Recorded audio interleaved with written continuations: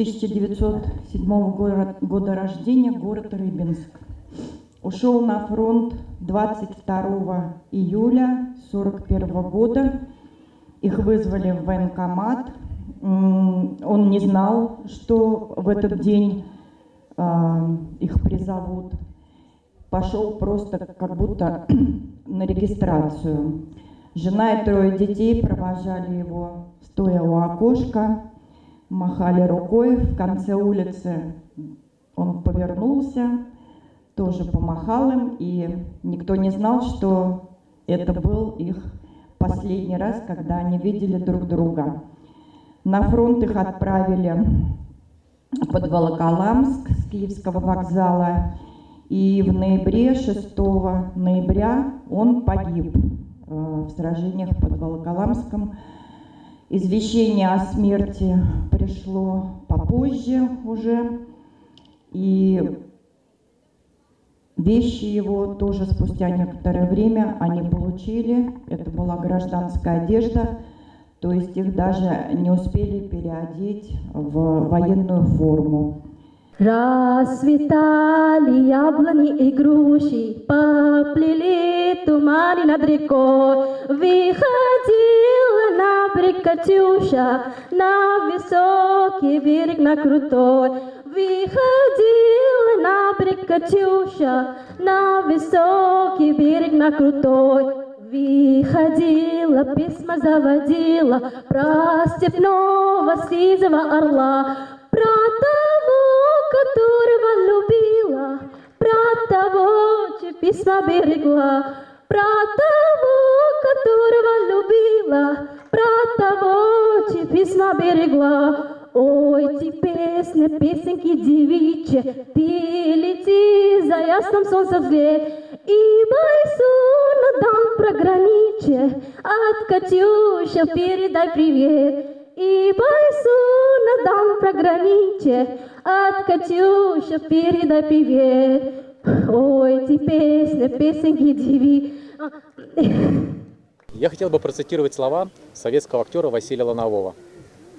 अभी ये बात बताना चाहते हैं जो एक सोवियत यूनियन का ऑथर था उनके बारे में, जिनका नाम वसीली Лаванов नाम है. В Европе журналисты мне в лицо говорили, что вы со своей победой носитесь. Вот мы уже все забыли. Я у них спросил, сколько дней ваши страны сопротивлялись Гитлеру? Молчат. In Europe, journalists and say to my face, why are you running around with your victory? We have already forgotten. I asked them, how many days did your country resist Hitler? They are silent. Тогда я продолжил. Польша была завоевана за 28 дней. И за те же 28 дней в Сталинграде немцы смогли захватить всего несколько домов. Дания продержалась всего 1 день, а вся Европа покорилась за 3 месяца. Then I continue, Poland was conquered in 28 days. And in the same 28 days, Stalingrad, the Germans were able to capture only a few hours houses. Denmark listed only 1 day. And all Europe was conquered in 3 months. И освобождать ее пришлось нашим солдатам. И какой ценой? 1 миллион жизней советских солдат отданы за освобождение европейцев от фашизма. Но Европа предпочла об этом забыть. And our soldiers had to liberate it. And what at the cost of 1 million lives of Soviet soldiers given for the liberation of Europeans from fascism. But Europeans choose to forget about it. Мы не забудем. We will not forget. Шукрия. Спасибо. Thank you so much. Greetings, ladies and gentlemen. It's a great pleasure for me to be here to address all of you. I would like to share sincere gratitude to each and every one of you to taking time to be here. I'm honored to have this opportunity to share my thoughts with you. Today we are here together to glorify the momentous chapter in history, the triumph of the Soviet Union against Nazi Germany in 1945. This history, this victory stands as an unparalleled testament to the unwavering strength, resilience and indomitable spirit of the Soviet people. अस्सलाम वालेकुम नाज़रीन, मैं हूँ मनाइल शेख और जिस तरह मेरे current affairs के प्रोग्राम्स होते हैं हर सैटरडे नाइट 8 PM आप मुझे देखते हैं। पाकिस्तान के हम पॉलिटिकल्स जो है यहाँ पर पर्सनालिटीज़ उनसे तो हम बात करते रहते हैं। अब यहाँ पाकिस्तान और इंटरनेशनल लेवल पर रशिया की एक ऐसी फ्रेंडशिप का ऐसा प्रोग्राम है जो मैं आपको दिखाने चाह रही हूँ। और इस प्रोग्राम को ऑर्गेनाइज़ किया ये जो है रशियन फ्रेंडशिप हाउस में रुस्लान जो है यहाँ के डायरेक्टर हैं, उनके ज़ेरे तमाम ये जो प्रोग्राम है ये हुआ है। और यहाँ पर जो गेस्ट आए हैं हम आपको उनसे मिलवाते हैं। मेरे साथ मौजूद हैं प्रोफेसर डॉक्टर अशरफ निज़ामी साहब। आइए हम इनसे जानते हैं कि ये जो 9 मई का प्रोग्राम है, यानी कि रशिया की विक्ट्री का दिन है, 9 मई रशिया की विक्ट्री का दिन, यहाँ पर किस तरह की फ़तह इनको मिली थी। आइए हम इनसे जानते हैं। यहाँ पर ये हमारे चीफ गेस्ट आए हुए हैं। अस्सलाम वालेकुम सर। अस्सलाम वालेकुम जी, थैंक यू वेरी मच जी। रशिया की ये जो है विक्ट्री, ये रशिया की नहीं बल्कि ये सोवियत यूनियन की थी। That was the Soviet union. जब 1941 से लेके 45 तक लंबी तरीन जंग लगी और उस वक्त रशियन अगर 50 मिलियंस दुनिया के अंदर थे तो 37 मिलियंस वर दी सोवियत, जिसके अंदर उज़्बेकिस्तान थे, कज़ाकिस्तान था, अज़रबैजान था, ग्रूजिया थे, यूक्रेन वाले थे, बेलारूस थे।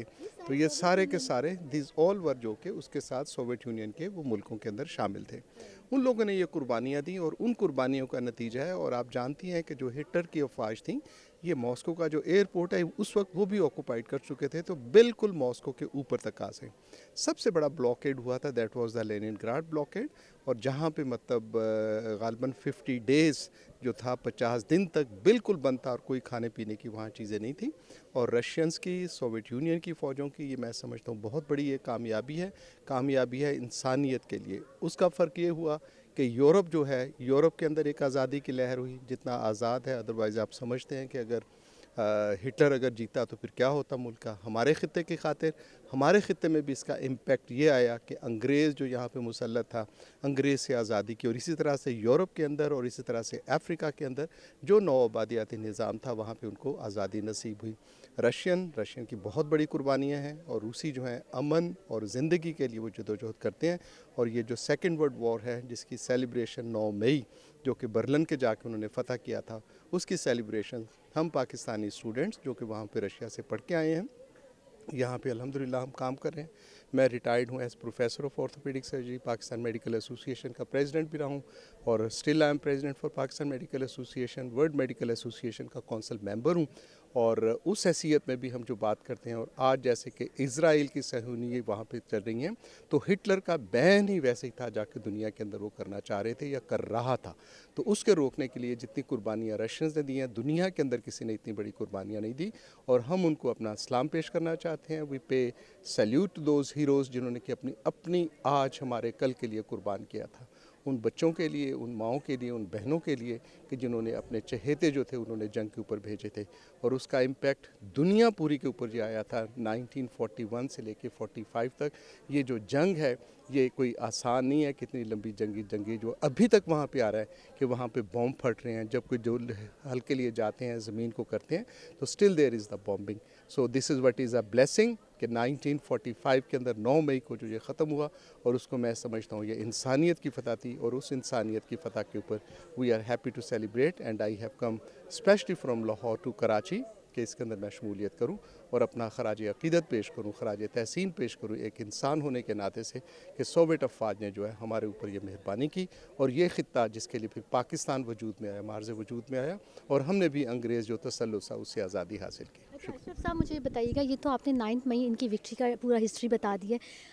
फ़िलहाल जो प्यूटन साहब हैं और जो इसराइल और फ़लस्तीन के बीच में हो रहा है, प्यूटन साहब के हवाले से क्या आप कहना चाहेंगे? पाकिस्तान और रशियन की दोस्ती के हवाले से क्या कहना चाहेंगे? और मुसलमानों के साथ इनकी फ्रेंडशिप के बारे में थोड़ा बताएं। आई थिंक जी कि president Putin he is very clear headed person और ही इज़ बिन कंपेल्ड। जंग जहाँ भी हो ये कोई अच्छी चीज़ नहीं है। और मैं समझता हूँ रशियन ने भी रिपीटेडली इसके लिए कहा है। हमारे टीचर्स वहाँ पे, हमारे रशियन दोस्त, वो भी यही समझते हैं कि जंग जो है वो कोई अच्छी चीज़ नहीं है और ये कोई अच्छा इसका हल नहीं हो सकता। लेकिन रशियंस हैव बिन कंपेल्ड और पुतिन स्टिल सेज कि अगर आज वहाँ पे जो दूसरी बाकी हुकूमतें हैं अमेरिका की सरकर्दगी के अंदर, if they go away from Ukraine और वहाँ पे अपने ये जो बनाना चाहते हैं नेटो और सेटो वाले जो सेटअप्स हैं, न्यूक्लियर वेपन्स अगर नहीं करते तो देयर इज़ नो वॉर, तो उसके साथ ये यकीनी तौर पे ख़त्म हो जाएगा। और as for as Palestine rights है तो आप भी जानती हैं, हम सब जानते हैं कि Putin is very much clear about it कि Putin is for the Palestine और फ़लस्तीनी रियासत जो उनका बुनियादी हक़ है। और वो जुल्म और वो बर्बरियत जो इसराइल कर रहा है और जिनकी ज़ेर सरपरस्ती वो कर रहा है, यकीनी तौर पे उसको कंडेम करते हैं और उसके अंदर रशिया भी कंडेम करता है उसको। And we support and we are grateful for Russia. और पाकिस्तान के बारे में भी जितने तरक्की के मंसूबे हैं उसने हमेशा हमारे साथ कोशिश की है कि हम अच्छे से वो कर सकें। आज हम कहते हैं कि पाक चाइना जो हमारी चल रही है कॉरिडोर, ये 1960 के अंदर before Russians they offered it कि यहाँ पे हम बनाना चाहते हैं, लेकिन उस वक्त के हमारे हालात ऐसे थे, पॉलिटिकल हालात ऐसे थे कि हमने उनको यही समझा कि रूसी शायद कब्ज़ा करना चाहते हैं। एनी हाउ ये एक पॉलिटिक्स का हिस्सा था। But as far as the Russians I know, Russians are very friendly, बड़े इंसान दोस्त हैं और उसके मुताबिक पाकिस्तान के बारे में भी बहुत अच्छा सोचते हैं। मेरे साथ मौजूद है रिदा आलम। रिदा आलम भी यहाँ पर यहाँ पूरे रशियन फ्रेंडशिप हाउस को देख रही होती हैं। यहाँ के जितने भी इवेंट्स हैं, पाकिस्तान और रशिया की दोस्ती लाजवाल बेमिसाल दोस्ती। और आज का दिन आपको बता दें, 9 May is a victory day for Russian, not only for Russian because all over the Pakistanis are being a celebrate from a Russian victory day. Okay, हम रिदा से सवाल करते हैं। रिदा, मुझे ये बताइएगा, ये 9 मई के हवाले से थोड़ा सा मुझे बताएं कि 9 मई के आप क्यों, क्या वजह है, क्या सेलिब्रेशन ऐसी आज तक आप नहीं भूले, वो मुझे बताएं। वो लाइंस, चंक लाइंस मुझे बताएं, क्या नहीं भूला। 9 मई को हम इसीलिए सेलिब्रेट करते हैं क्योंकि हमारे जो फैमिली के भाई, हमारे अब्बू, हमारे जो हस्बैंड्स फैमिलीज़ के, वो सब गए थे वॉर में और जो कि शहीद होकर आए, कुछ आए ही नहीं। और काफ़ी सोल्जर्स ऐसे थे जिनका कुछ पता भी नहीं है अभी तक। किसके साथ हो रहा था ये वॉर? Russia and Germany. के साथ हो रहा था। अच्छा, अब आप मुझे बताइएगा, उस वॉर में जो शहीद होकर आए, आप उन लोगों को नहीं भूले, बेमिसाल हैं, वो लाजवाल हैं, ठीक है। इसके साथ साथ पाकिस्तान और रशिया की जो फ्रेंडशिप है उसके बारे में डिस्क्राइब करें।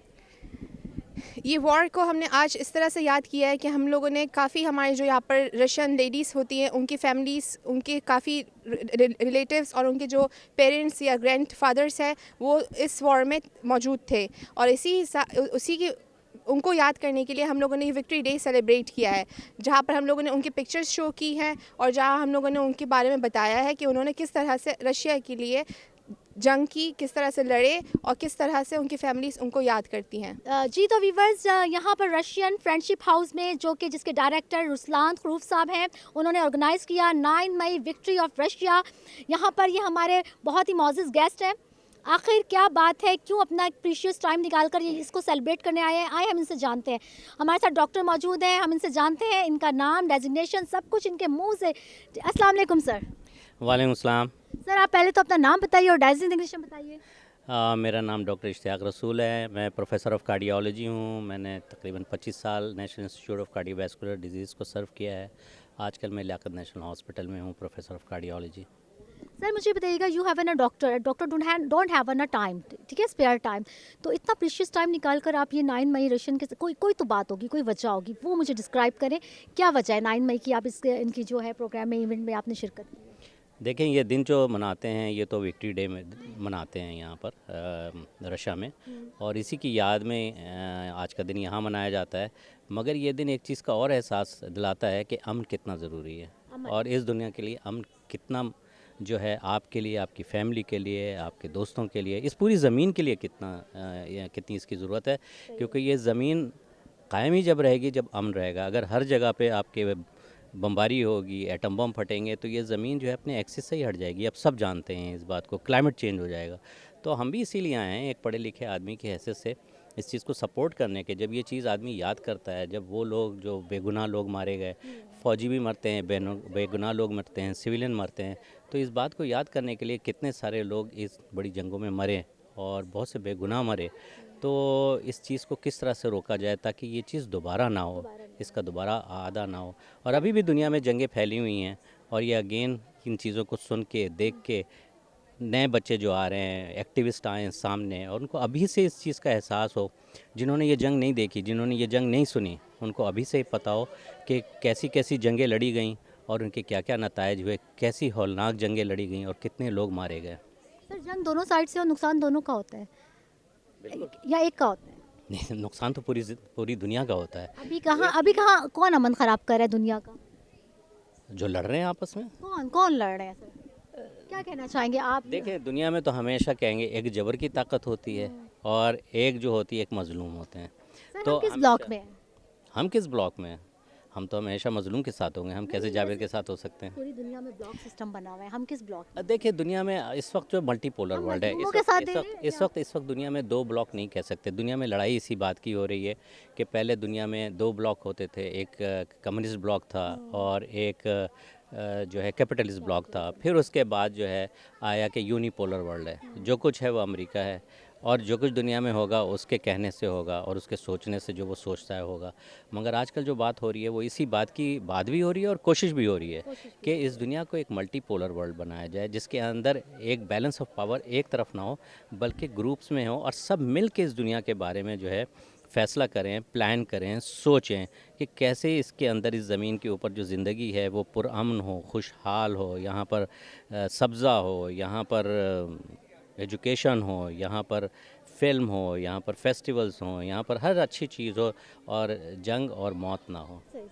हमारे साथ मौजूद थे डॉक्टर साहब, और डॉक्टर साहब अपना कीमती टाइम निकाल कर सिर्फ इसीलिए आए हैं कि जो बेगुनाह लोग कहीं भी किसी भी जंग में शहीद होते हैं, मारे जाते हैं, तो वो बिल्कुल गलत है। एक पढ़ा लिखा तबका जो अब ये बात करता है, यानी कि इस दुनिया में सबसे अपने अजीम तर के कौम कौन अपने आप को समझता है, जब वो समझते हैं, जब वो जानवरों को कहते हैं कि बेगुनाह जानवर ना मरे, तो यहाँ जो बेगुनाह इंसान मर रहे हैं, तो ये एक मैसेज देने के लिए आए हैं। हमारे साथ मौजूद हैं, हम इनसे जानते हैं। अस्सलाम वालेकुम सर। वालेकुम सलाम। आप मुझे अपना नाम, डेजिग्नेशन बताएं।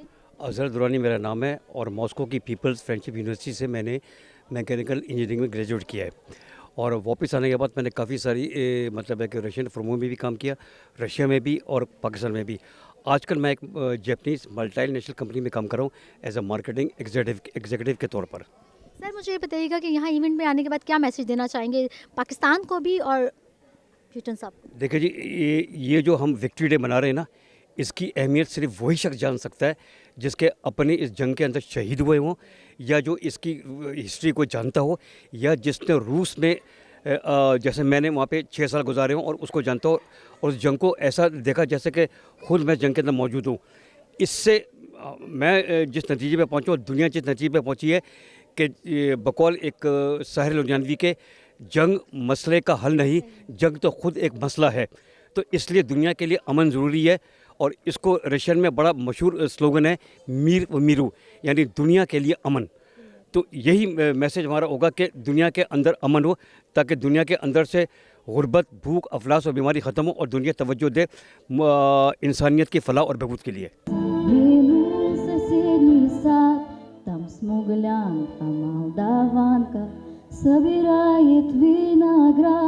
Я краснею, я бледнею, захотелось вдруг сказать, станем над рекою зорьки летние встречать.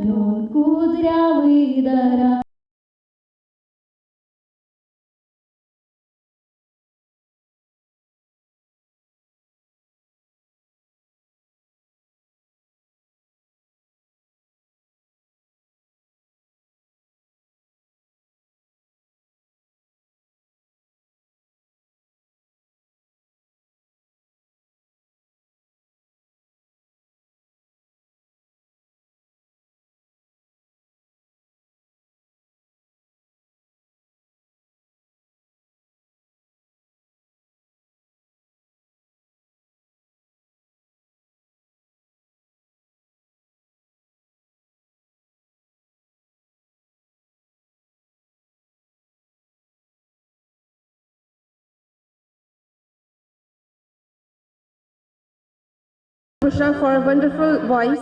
Спасибо, Bushra, тебе за классную песню. Now, the performance of the theater children with the dance of Russia. И напоследок мы хотим перед вами представить танец «Россия», театральными детьми.